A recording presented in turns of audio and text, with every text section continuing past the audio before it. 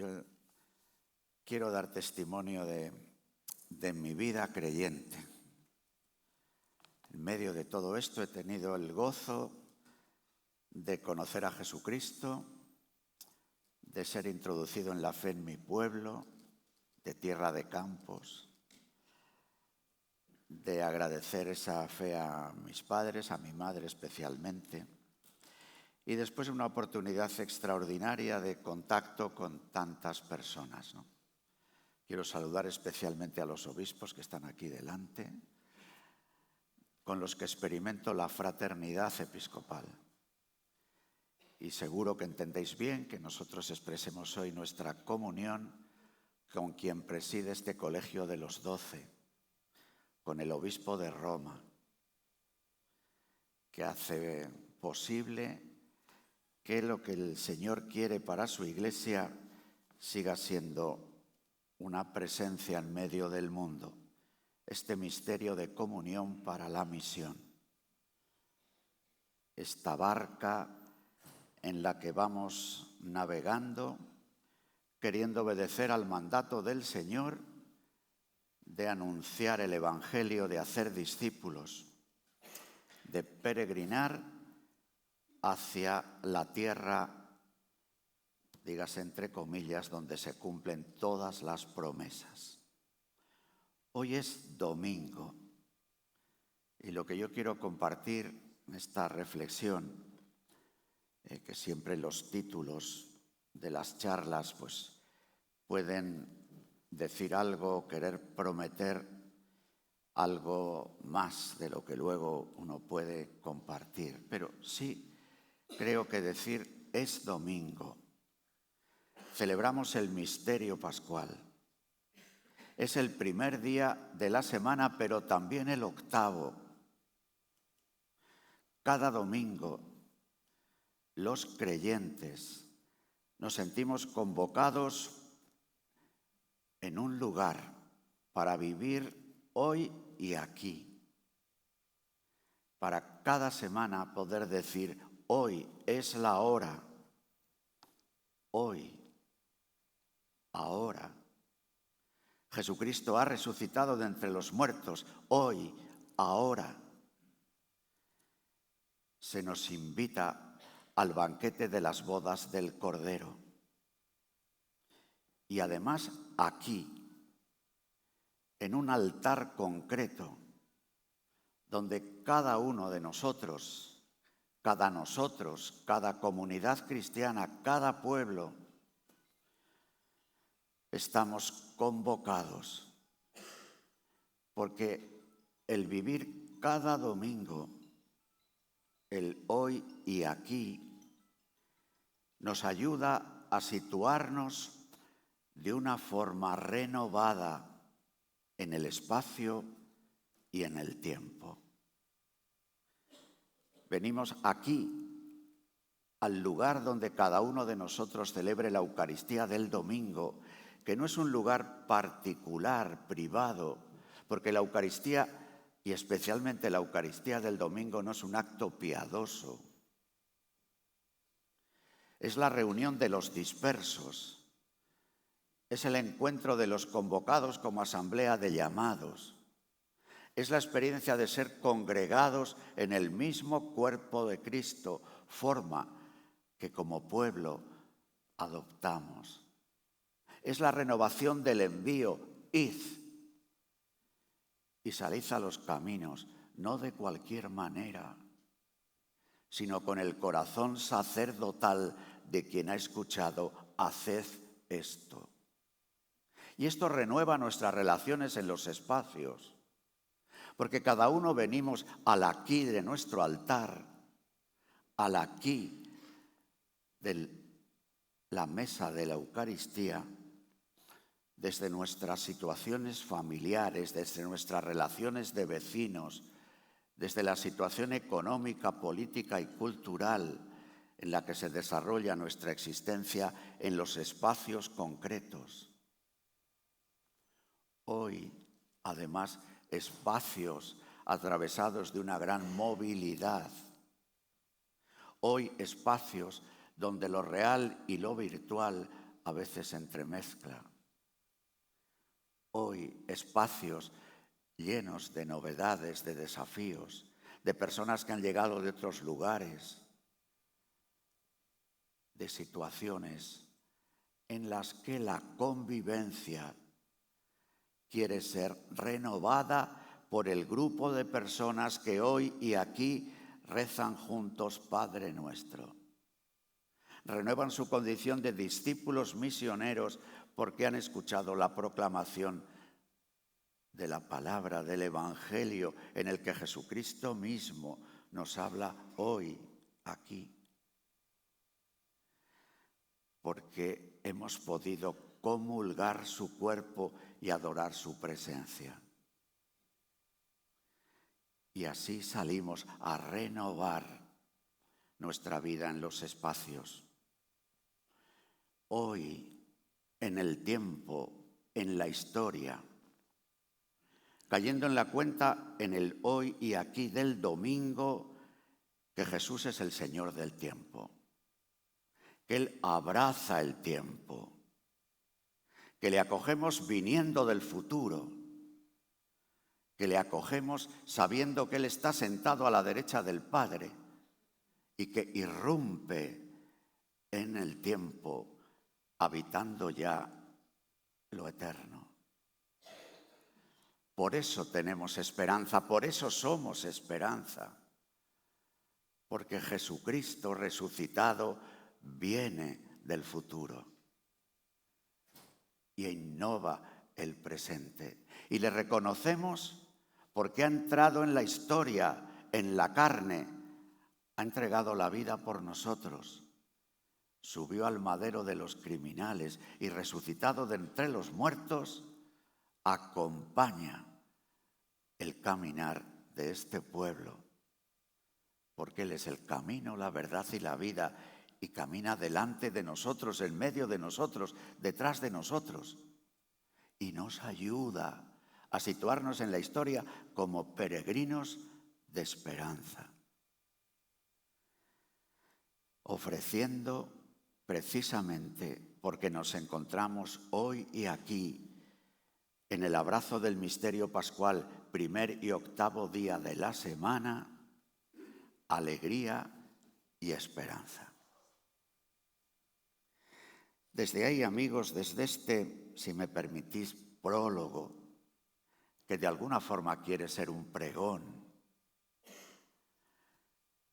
que de alguna manera es un anuncio, quiero compartir con vosotros unas reflexiones sobre el momento, que lógicamente no van a ser exhaustivas, sino que quieren, de alguna forma también, mis hermanos obispos lo conocen bien, ¿no? Compartir lo que han podido ser algunas de las últimas reflexiones que hemos compartido en nuestra fraternidad episcopal, en la asamblea plenaria, con motivo de la elaboración de documentos, queriendo tampoco repetir lo de siempre. Sí que quiero como situar mi reflexión en torno a esta clave, que fue recordada por el Papa Francisco en la Jornada Mundial de la Juventud en Lisboa, en el discurso que tuvo en la Universidad Católica de Lisboa. Y es la relación que existe, relación insuperable que existe entre antropología, economía y política, que explica casi siempre lo que pasa en el tiempo y nos ayuda a poder comprender algunos de los movimientos que llamamos, casi por simplificar, porque es una palabra baúl que sirve para casi todo, los movimientos culturales, la cultura, con un desafío eclesial. Fijaros, la Iglesia, nos lo repetimos mucho todos, ¿no? Ha salido de la época de cristiandad. Cuando se dice esto, además, se suelen hacer balances diversos sobre lo que la cristiandad ha significado, sobre lo que la cristiandad como un empalme entre sociedad e iglesia, como una capacidad de generar cultura y productos culturales en los diversos ámbitos de la existencia ha podido surgir. La salida del régimen de cristiandad tiene un aspecto especialmente significativo. Nos hace caer en la cuenta de que ya no decimos soy católico porque he nacido aquí. Nos hace caer en la cuenta de que nuestro apoyo no está en el poder. Nos hace caer en la cuenta, en definitiva, de la importancia de la conversión, del encuentro vivo con Jesucristo, de la iniciación cristiana, de la pertenencia eclesial, de caer en la cuenta de quiénes somos y con quién compartimos la vida. Y también nos ofrece un protagonismo nuevo de la gracia.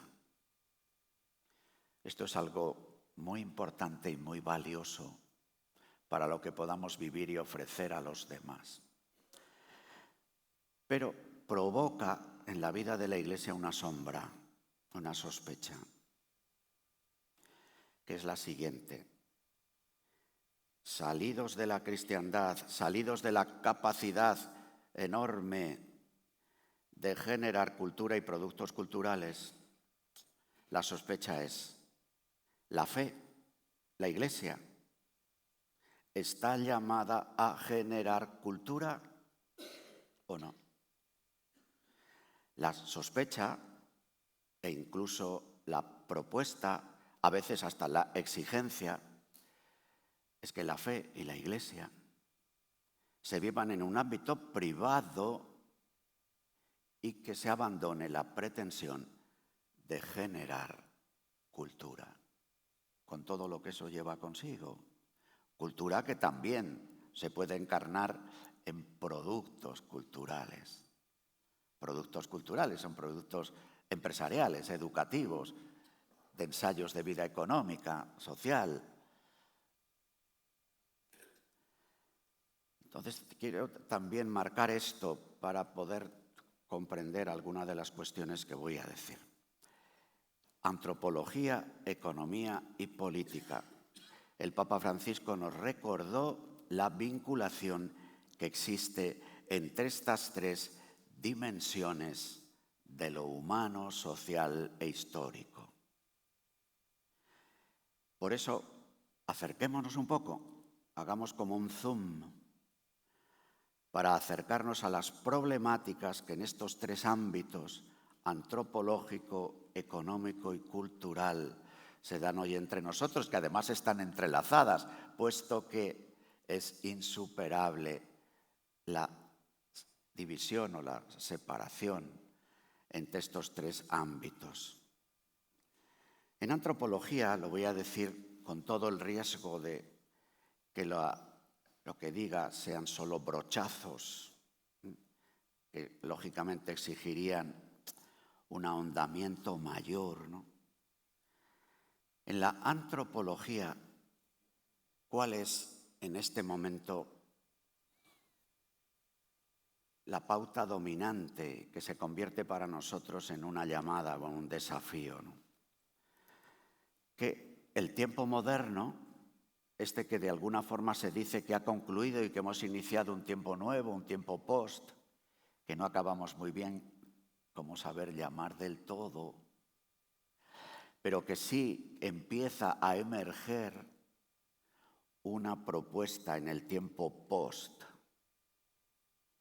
que es una propuesta poshumana, que entra en diálogo con algo con lo que los creyentes cristianos en Jesucristo, verdadero Dios y verdadero hombre, nos podemos sentir más cómodos, que es una propuesta transhumana.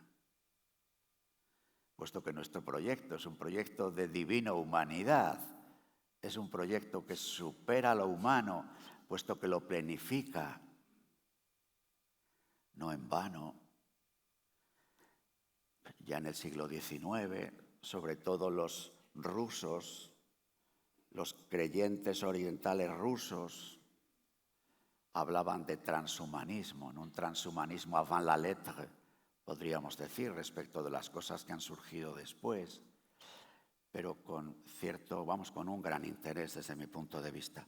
Pero el tiempo moderno ha provocado una reducción antropológica, que es la reducción de la comprensión del sujeto humano como persona en este año 2025 en el que celebramos tantas cosas, 75 años del dogma de la Asunción, año jubilar por los 2025 años de la Encarnación y 1700 años de Nicea. Y en aquellos concilios que estaban centrados en debates cristológicos, en la explicación de nuestra fe en el Dios trinitario, aparece con fuerza el concepto persona. Persona para referirse a Dios en sus personas, pero persona que se acoge también en la comprensión antropológica. Persona, por tanto, ontológicamente relacional, persona recíproca en las relaciones entre unos y otros, persona que en su reciprocidad está abierta desde el principio de su ser a la comunión, a la fecundidad. Se produce una reducción de persona a individuo, indivisum in se, et diviso ab alio. Un individuo autónomo, independiente, desvinculado, diremos ya a finales del siglo XX, siglo XXI, que hace un elogio tal de su propia autonomía, que las relaciones se miden por acuerdos, por consensos, porque mi libertad acaba donde comienza la tuya, con lo cual el conflicto está prácticamente asegurado. El conflicto por el territorio, el conflicto por el poder. Porque si yo quiero decir algo a la hora de hablar de la antropología dominante, que nos empapa, que entra en nosotros, que hace que, como el Papa Francisco nos decía en Evangelii Gaudium, al hablar de la crisis del compromiso comunitario, hace que la autorreferencialidad y la mundanidad triunfen y que de ahí haya una dificultad para el llamado compromiso comunitario. Esta comprensión del sujeto como individuo no acaba de satisfacer. Y por tanto, si en la antropología tendríamos que situar también lo que significa para nosotros la felicidad, la alegría, vemos que la reducción antropológica a individuo, que lleva consigo una reducción de la razón, una reducción del afecto, una reducción de la voluntad, porque no solamente es una reducción del concepto, sino la razón renuncia a la búsqueda de la verdad o lo ve complicadito. El afecto se liga a la correspondencia, al contrato de correspondencia en el afecto logrado, y la voluntad está como adueñada por el poder. ¿Qué es lo que estoy queriendo decir en definitiva? Que la reducción antropológica, el individuo, el individualismo, la reducción de la razón, del afecto, de la voluntad, se viven a cambio de una propuesta: empoderamiento, poder, a imagen y semejanza del poder o de los poderes grandes, al individuo aislado, desvinculado, que busca anhelosamente la felicidad, siempre en experiencias que vienen de afuera adentro, se le ofrece poder. Incluso poder sobre su propio cuerpo, incluso poder en una escisión entre el yo y el cuerpo para ejercitar el poder, incluso a la hora de autodeterminar quién soy, cómo me sitúo, qué significa mi propia corporalidad, mi propia sexualidad. En esta situación, el poder y la vinculación de la felicidad al poder económico, al poder afectivo, al poder, en definitiva, hace que se pierda por el camino la genuina experiencia de la alegría, que es distinta de la felicidad. La felicidad es un dinamismo que va de fuera hacia adentro, que depende de las cosas, de las experiencias, de los honores, de los bienes. La alegría es un movimiento de dentro hacia afuera. Es un movimiento que recuerda un secreto. Nuestra vida es don, no poder. Nuestro cuerpo es esponsal, no un territorio de ejercicio de la voluntad. La razón de nuestra existencia, el código fuente, el ADN profundo que explica lo que somos, es que somos amor, don, entrega, a imagen y semejanza de quien nos creó, santidad. Y hay ahí una lucha, porque el corazón humano, que está bien hecho, aunque está herido, sigue teniendo nostalgia de su secreto. Sigue teniendo nostalgia de don, de esponsalidad, de santidad. Y la nostalgia quiere ser rellenada a veces por más y más poder. Pequeños poderes de la razón instrumental, del afecto conquistado o impuesto, de la voluntad que ejerce en un vértigo a veces de movimientos, de viajes, de experiencias, de salidas, de sustancias, de adicciones y al mismo tiempo de búsqueda. Sí, amigos, nosotros mismos, nuestros contemporáneos, siguen teniendo un corazón sediento, un corazón que busca, un corazón que merece ser escuchado, un corazón a quien poder ofrecer la fuente que emana y corre, un corazón que puede descubrir que el manantial puede brotar dentro de ti y que no tienes que ir a buscar en estanques agrietados y en aguas estancadas. Sí, en medio de todo esto, el individuo tiene nostalgia de la persona, el poder tiene nostalgia del amor,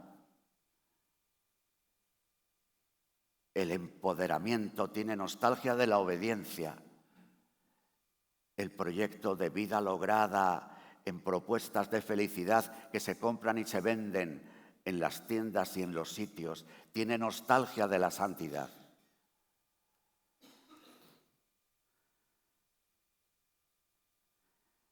La economía,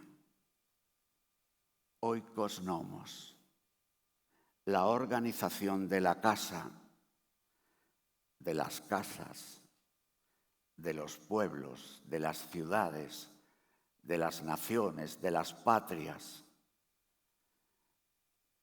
de la humanidad, del mundo global.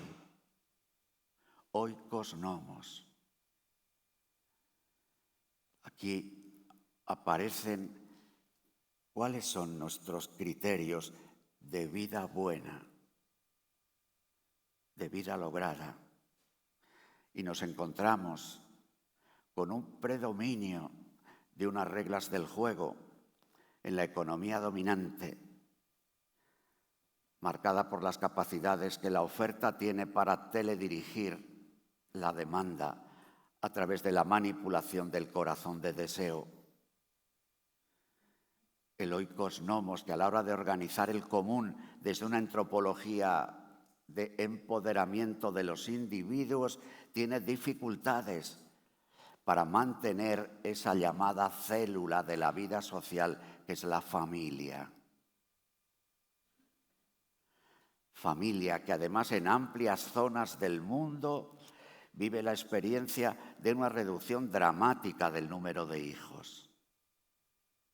Como expresión nos dice el Papa Francisco en la bula de convocatoria del año jubilar Peregrinos de Esperanza, de una radical falta de esperanza.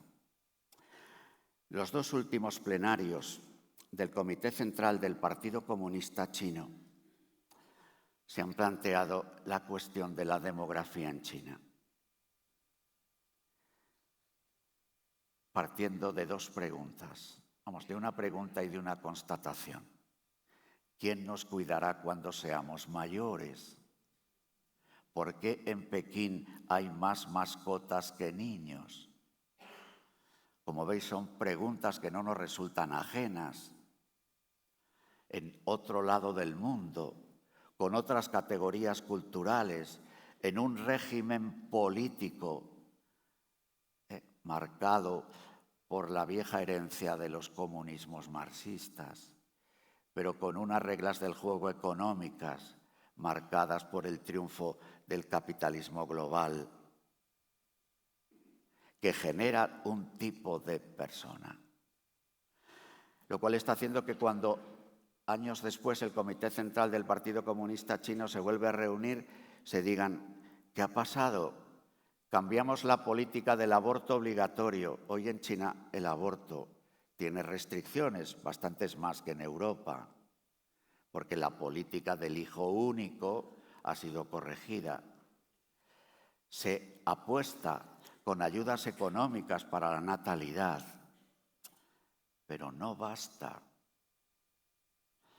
porque la economía, la manipulación del deseo, las propuestas de estilo de vida marcados por felicidad consumista, la desaparición de la esperanza, generan unas reglas del juego, unas formas de vida en las que es difícil dar el paso y generar familias, matrimonios, en la que la transmisión de la vida tenga una importancia central. Porque las propuestas de vida buena, de vida lograda, van por otra línea. Así, la organización económica de nuestra existencia, las reglas del juego, de los mercados, mercados financieros, mercados globales, todo esto que desde la crisis de la pandemia se ha puesto en juego, y qué decir en estas semanas que estamos viviendo, ¿no? Donde no sabemos muy bien cuáles van a ser las nuevas reglas. Pero sí que parece que si en las cuestiones antropológicas también se ha puesto encima de la mesa cuestiones gordas y que entran en juego quizás una sustitución, el predominio del liberal progresismo de los últimos 30 o 40 años, parece que quiere ser sustituido.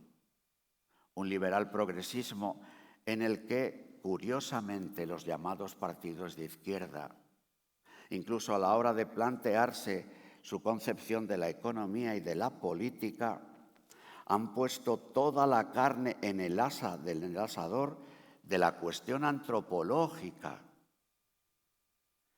haciendo de una manera sorprendente o menos sorprendente el juego a las reglas marcadas por la economía y por los resultados de la producción de pensamiento y de cultura de tantas universidades y fundaciones vinculadas al capitalismo mundial.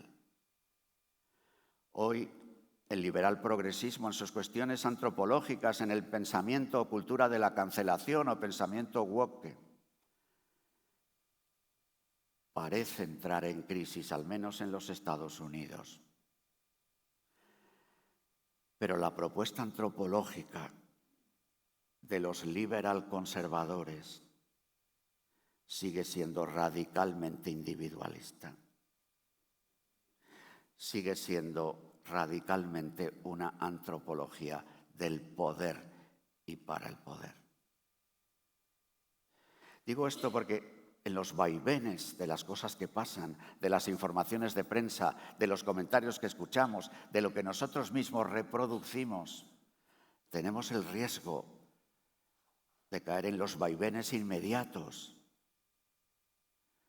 viendo que aquellas cuestiones que están en juego afectan asuntos centrales de la propuesta cristiana, que por una parte representan una dificultad grande para la evangelización, para la transmisión de la fe, para la iniciación cristiana, que lo experimentamos en nuestras familias, que no nos lo tiene que venir a contar nadie de fuera, que vemos la dificultad para transmitir la fe a nuestros hijos, a nuestros sobrinos, a las personas con las que nos relacionamos, que vemos cómo se produce esta situación que el Papa Francisco en Dilexit Nos habla de una alienación social, tomando palabra de San Juan Pablo II en Centésimos Annus.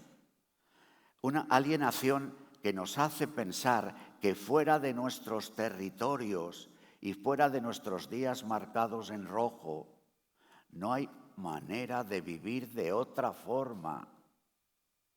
Esta alienación social, como forma mentis, como burbuja envolvente, que dice, sí, en la Iglesia, en nuestras experiencias, en nuestros grupos, en el impacto que nos produce conocer al Señor, adorar a Jesucristo, pero luego lo que Francisco llama la dimensión social del querigma, con sus dos caras de vida comunitaria y de doctrina social de la Iglesia. Ay, eso es más complicado. Es más complicado no por mala fe, ni por infidelidad moral, no, sino porque nos parece imposible. Qué bien entonces recordar a María como la hemos recordado en el Ángelus y lo que ocurre cuando María visita a Isabel. En ambos casos, María e Isabel tienen la experiencia de que lo que parece imposible es posible. Estas reglas del juego, de la economía, de la vida buena, las vivimos en un contexto en el que antropología y economía se ponen en relación de relativismo moral que lleva consigo, ya nos lanzaría con la política, en el triunfo del positivismo jurídico. ¿Cuál es lo bueno? Lo que dicen las leyes. ¿Cuál es lo bueno? Lo que dicta el mercado. ¿Cuál es lo bueno? Lo que satisface el deseo, que está modulado, formateado por unas propuestas. La alegría del encuentro como personas, el testimonio vivo de familias como alianzas para toda la vida y abiertas a la vida. Una relación y unos ensayos nuevos de vida económica, de propuestas y de búsquedas de empresas, de referencia a la dignidad humana y al bien común. Unos ensayos, unas búsquedas, unos laboratorios desde la doctrina social de la Iglesia. Qué campos tan entusiasmantes, amigos, para buscar los que somos habitados por la esperanza. Los que, precisamente porque somos peregrinos de esperanza, sabemos que es posible sembrar, aunque no recojamos los resultados inmediatos. Que es posible navegar, aunque no lleguemos todavía al puerto, porque los resultados y el puerto de alguna forma están entre nosotros. Como dice el lema, el cielo en la tierra. Sí, porque desde el bautismo somos ciudadanos del cielo. Desde el bautismo se nos ha dado la vida eterna. Desde el bautismo, comulgantes de la Eucaristía, pan de vida del cielo, podemos realizar ensayos de vida buena en los diversos ámbitos de la vida económica, de los diversos ámbitos de la relación en la casa que compartimos. El relativismo moral y el positivismo jurídico nos introducen en la política, en los asuntos de la polis. Sobre esto quiero comentar solo dos aspectos para no alargarme ya demasiado. Son el aspecto del nosotros y el del progreso. Nosotros, a la hora de organizar la polis, teniendo en cuenta nuestra comprensión de la persona y nuestra manera de querer organizar la casa común, la polis tiene que ver con la capacidad de generar un nosotros. El Papa Francisco hizo un pequeño discurso cuando le visitó el presidente Sánchez la primera vez. E hizo referencia a tres conceptos que un político debe de tener en cuenta: el país, la nación y la patria. El país tendría que ver con la cuestión de los asuntos económicos, dicho sea en el sentido más amplio.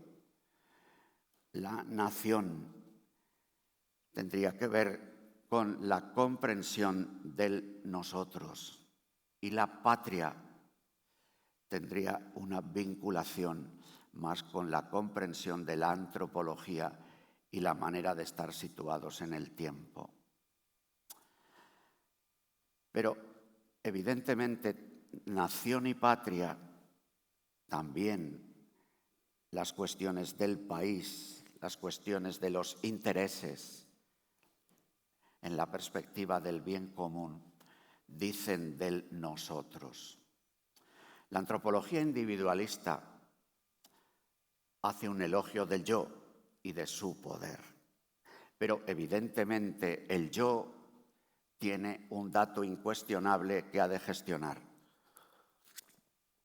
que es la convivencia. Vivimos con otros, vivimos en relación con otros. Nuestra propia existencia depende de otros. Hacemos cosas con otros. Con lo cual es muy importante todo el aspecto de las relaciones, todo el aspecto que suponga dar cuerpo a un nosotros. ¿Cuál es la cuestión? Que la antropología del individuo, del yo, del poder, genera un tipo de nosotros. El nosotros de las identidades parciales, el nosotros de los corporativismos, el nosotros de las cooperativas de egoísmos, por decirlo así, ¿no?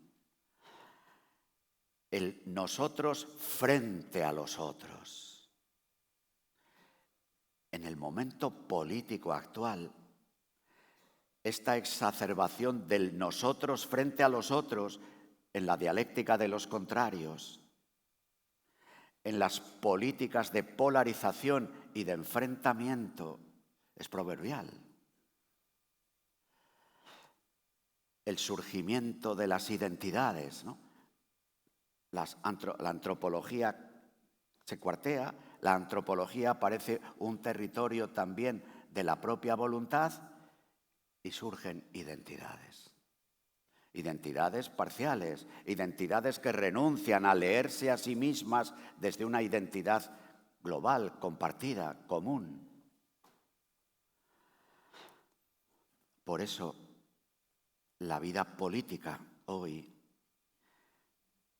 tiene este desafío grande: ¿cómo conjugar los nosotros?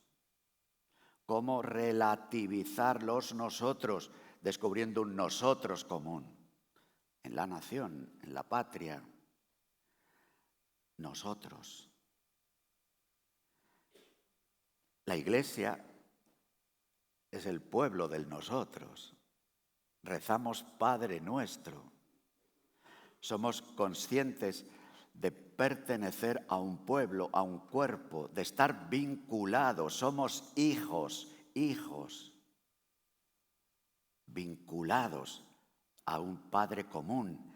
Somos bautizados, corre por nosotros la misma sangre, la sangre de Cristo, que regenera la sangre de las pertenencias parciales. Y al mismo tiempo no la anula, porque esta es la belleza de la pretensión católica, hermanos, que afirma el nosotros, en un nosotros de la Iglesia una, santa, católica y apostólica, en un nosotros de la barca de Pedro, que navega en varias barcas, que se hace acontecimiento aquí, en Orihuela, Alicante, en esta diócesis, donde la Iglesia peregrina navega en esta tierra, en esta sociedad. Vivimos un nosotros abierto a un nosotros más grande, un nosotros que se ofrece a nuestros conciudadanos para ensanchar su nosotros, para no caer en movimientos etnocentristas o nacionalistas o identitarios, que de alguna manera contribuyen a rellenar la nostalgia que el individualismo produce. Hay también experiencias bellas en la organización de la vida común de montones de nosotros, de personas que se apuntan a un coro, a un club, que son del equipo de fútbol, que son forofos, que se abrazan cuando el equipo de fútbol, el Elche, que está a punto de subir a primera, espero que no sustituya al Valladolid, que está a punto de bajar a segunda, ¿no? Bueno, pues claro, pero los del Madrid y los del Barça estamos enfrentados a muerte. Hemos de amar el fútbol, porque el fútbol es la posibilidad que nos da de que nuestros equipos se enfrenten. Y el fútbol, a su vez, ha de amar una realidad de la vida social en el que el deporte, el ejercicio físico, la competición, tiene algo que ofrecer también al crecimiento humano. La otra cuestión es el progreso. Siempre jugamos con el aquí y ahora, con el espacio y el tiempo. Si la política en las cuestiones del espacio tiene que abordar la cuestión del nosotros, superar las polarizaciones, y los creyentes que participamos viviendo la caridad política en los diversos ámbitos de la vida social y política, hemos de ayudar a ensanchar el nosotros. Está la otra cuestión: ¿para qué? ¿Cómo organizamos el común y hacia dónde dirigimos nuestra andadura histórica como pueblo? Hay una categoría que ha dominado los 200 últimos años, es la categoría progreso. Una categoría progreso que en las sociedades cristianas ha sustituido en parte a la categoría reino de Dios, como la categoría cultura ha sustituido a la categoría gracia. Entonces, el progreso y las dudas que el progreso supone, el progreso y la enfermedad, el progreso y la muerte, el progreso y los fracasos, el progreso y lo imprevisible, el progreso que quería sustituir a la esperanza para reformular la esperanza en claves de expectativas de lo probable o lo posible, del optimismo o el pesimismo. El progreso está en crisis, pero sin embargo sigue siendo una categoría importante, medido en clave de Producto Interior Bruto, de las reglas del juego de la economía, o medido en la capacidad que pueda ofrecer de felicidad al corazón del individuo. Para lo cual incluso aparecen dudas a la hora de la organización política, teniendo en cuenta las reglas del juego de la economía y la antropología que la política y la economía han generado, han teledirigido.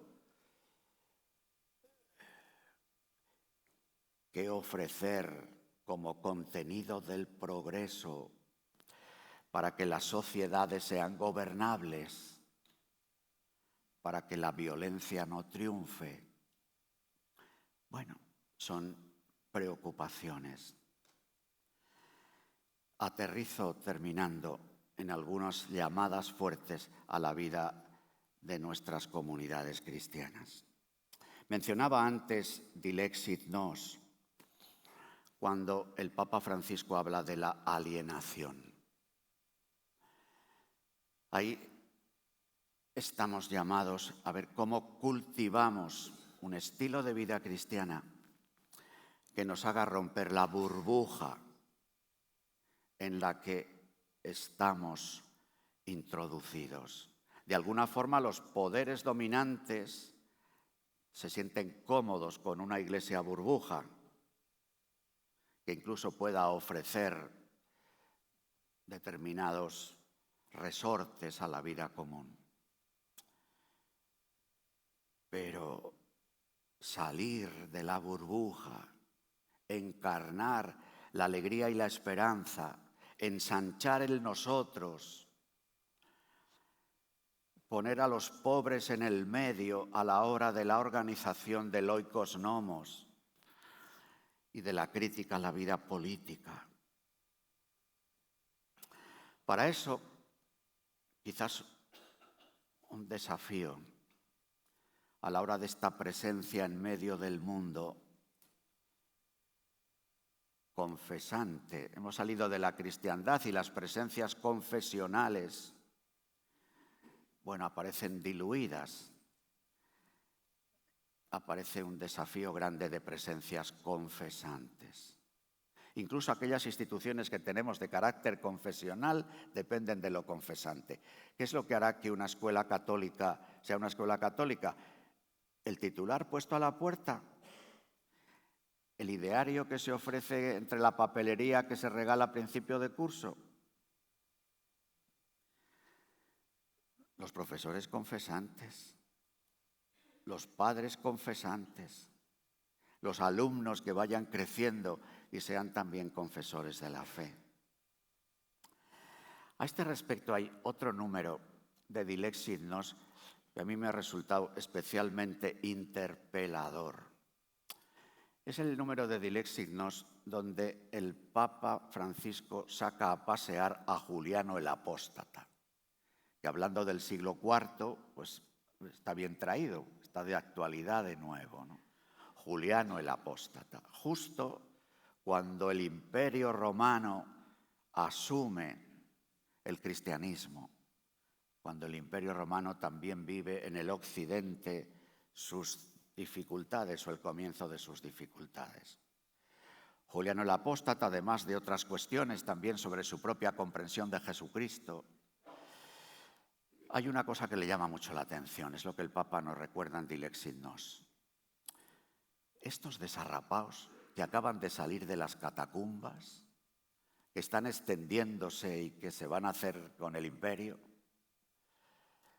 resulta que tienen una capacidad de atender a los pobres Sorprendente. Y nosotros, que somos el Imperio Romano, tenemos a los pobres. ¿Qué se le ocurre a Juliano el Apóstata? Si se me permite la expresión, montar una ONG.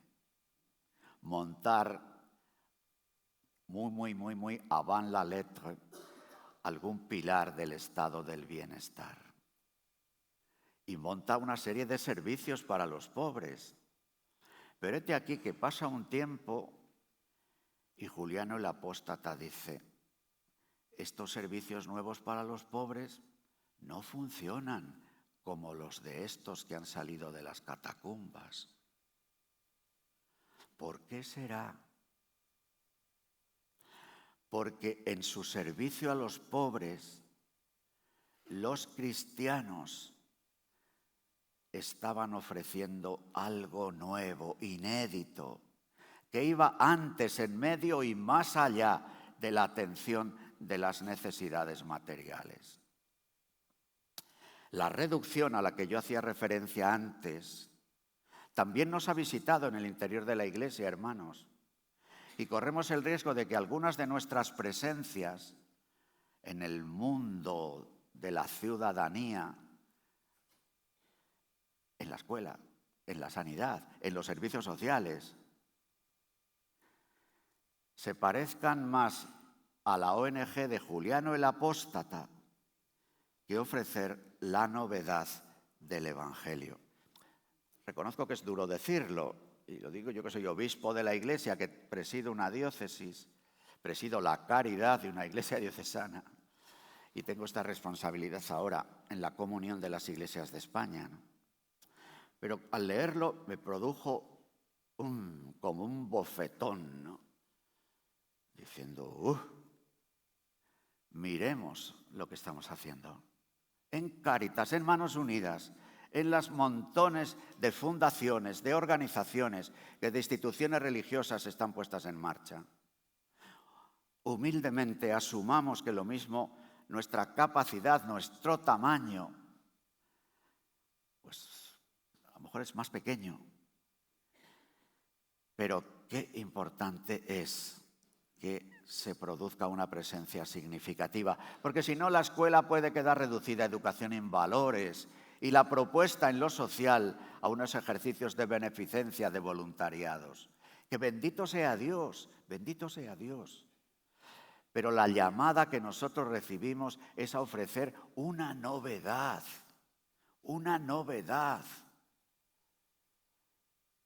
que cure de dentro a fuera como curaba el Señor, que ponga de pie, que ensanche en nosotros, que dé testimonio martirial en la plaza pública. Así, amigos, vivimos una fuerte llamada del Señor, que yo creo que vuestro congreso se hace bien eco de esto, ¿no? De obedecer, id y haced, con primer anuncio, con iniciación cristiana, con celebración del domingo. Cada vez siento que es más verdad una cosa que escuché a don Antonio Palenzuela cuando yo todavía no era cura, en 1985. Le escuché decir, la renovación de la vida de la Iglesia pasa por la renovación del domingo. No lo entendí, yo era seminarista entonces. Y creí que se refería al lío que nos tenemos ahora, sobre todo en las viejas iglesias de Castilla, de León, de otros sitios, que es como organizar el domingo con tantísimas parroquias pequeñas, con menos curas, con menos pueblo.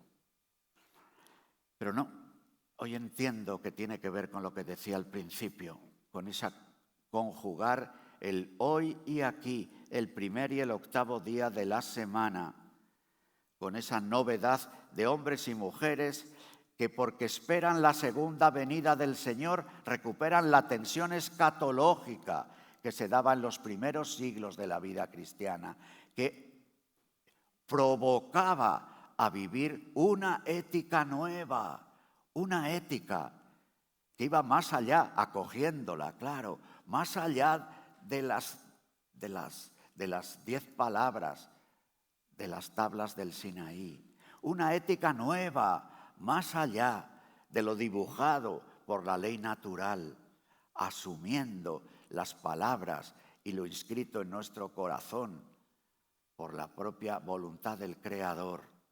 Una ética nueva, precisamente porque la segunda venida del Señor es inminente, hermanos. Es inminente para nosotros, para nuestra manera de estar en el tiempo, para nuestro horizonte personal de vida. A la hora de una relación nueva con el tiempo, con el dinero, con los afectos, porque la llegada del Señor es inminente. Por eso Francisco escribe Evangelii Gaudium y Gaudete et exsultate, porque el anuncio del Evangelio lo realizan los santos como ideal de vida buena, los santos como depositarios de alegría y esperanza, los santos quienes han ensanchado el nosotros, los santos quienes se sitúan en la historia con esperanza y miden el desarrollo integral de la persona y de los pueblos en esa clave. Los santos que viven, como nos dice Francisco, en Gaudete et exsultate, contracorriente. Y el Sermón del Monte y el juicio de las naciones marcan esa propuesta novedosa.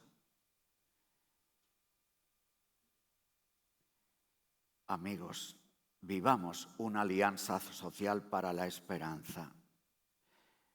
Ofrezcamos a nuestros conciudadanos la alegría, la santidad y la esperanza que brotan del encuentro con Jesucristo.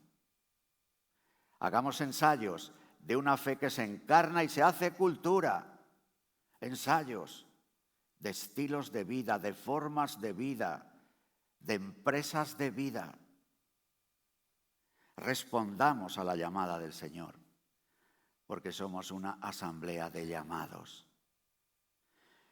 Y caigamos en la cuenta de que vivir la vida como vocación, de que el don de sí que está inscrito en la vocación evidente, que es la vocación de la que habla nuestra propia corporalidad, edifica la Iglesia y transforma la sociedad. Veni lumen cordium.